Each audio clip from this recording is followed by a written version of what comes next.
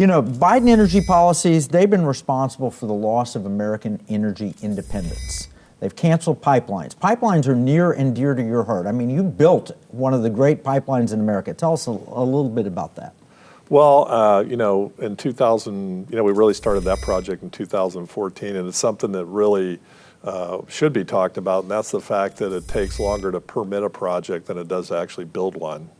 And that's probably one thing that needs to be worked on here in the U.S. And really, the last administration tried to make strides in that direction, where to make the pipelines and just overall energy projects easier to get permitted so that they can move forward. And let's face it, here in the U.S., if anybody thinks, you know, a lot of people talk about evil oil companies and all this. Well, we're all people that live here just like everyone else does, and we want a clean environment. We want to do things the right way. The energy industry is very progressive when it comes to trying to keep a clean environment and not cut corners and do all the things that need to be done. But it just seems like more and more often there's policies that are put in place that kind of stagnate, and you can't actually get a project done. You know, every year it seems like in the last few years, it's like this is going to be the last long-haul pipeline that's ever built right here. Why do we need pipelines? I mean, so you've got the Native American population that protests them at times, and you've got all these different issues. The Green Movement says no pipelines. Why do we need pipelines? Well, I mean, you know, think about it. The production areas, let's just talk about North Dakota, for instance. North Dakota, there's what, 400,000 people that live there, maybe more, maybe 600. That's not the energy. That's where the energy is being produced. It needs to get to where it's going to be refined and then used. So what's the best way to get it from the place that it's produced? Oh, let's put it on rail cars. Yeah, I mean, well, that's the alternative, right? The alternative is the railroad industry was built to take commerce throughout the country into the big population centers of the country.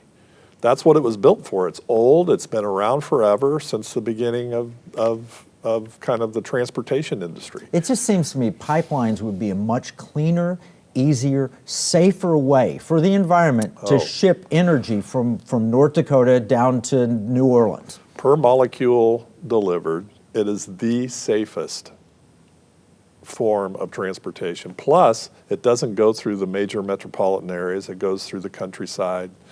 You know, it's not, you know, if you relegate yourself to going by rail and truck, you're going through the major metropolitan areas with fuel. Yeah. And it just makes no sense at all. Pipelines have a great safety record. Yeah.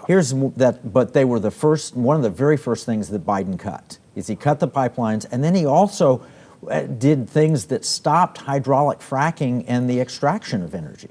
Yeah. I mean, well, they put a freeze on federal permits, like right off the bat, or a slowdown. And which sends a message, right? If you're working in the administration and you're approving permits, you're really kind of being told, hey, take your time on that. That's not something that maybe we want to do.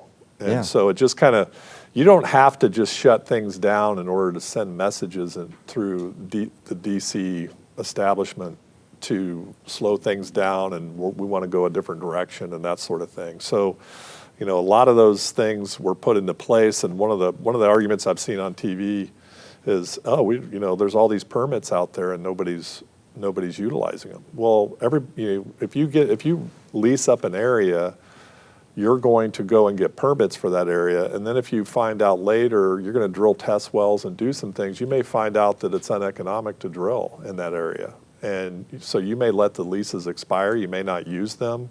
There's lots of reasons why that happens. Yeah. And if you can't transport your oil, what's the point of... Yeah. You know, I think that's a false argument.